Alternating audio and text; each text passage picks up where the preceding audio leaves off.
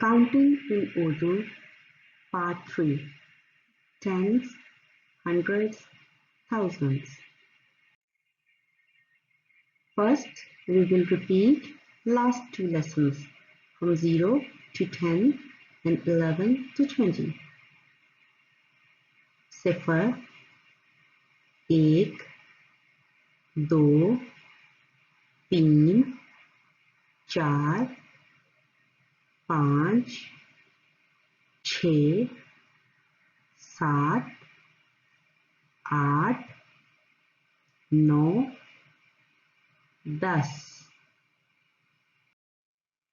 11, 12, 13, 14, 15,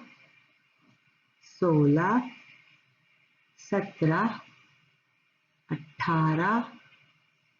19, 20. Now we will learn tens. 10 is das and the is dental sound like this. Das. 20 is bees. Bees. 30 bees. And the is dental sound like tum. Peas. 40 charlies. Charlies. 50 pachas. Pachas. 60 sat. Th sound in the end like thanda. Sat. Sat. 70 sattar. Sattar. Sattar. 80 अस्सी. अस्सी. अस्सी. 90 नब्बे. नब्बे. नब्बे. 100 सौ. सौ. We will repeat it again. 10, 20, 30, 40, 50, 60, 70, 80, 90, 100. 10, 20, 30, 40, 50,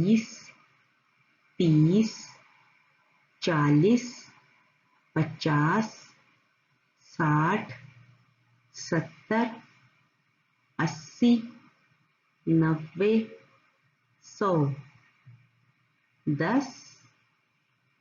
70, 80, 90, 100.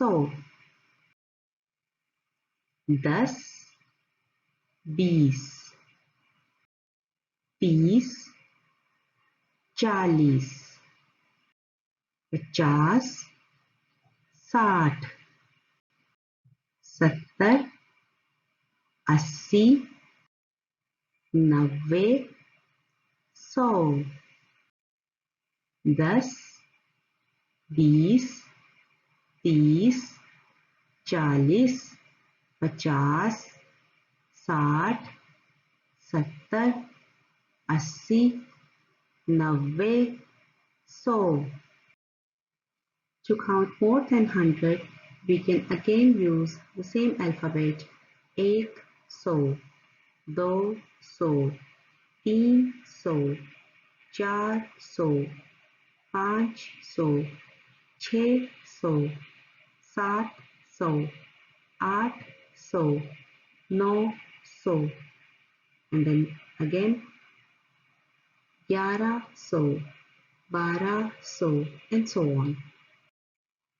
When we have 10 hundreds, it is 1000, and in Urdu we call it hazar. Hazar. Hazar. And similarly, we can have 1000, 2000, and we can count it like 1000, 2000, 3000, 4000 and continue.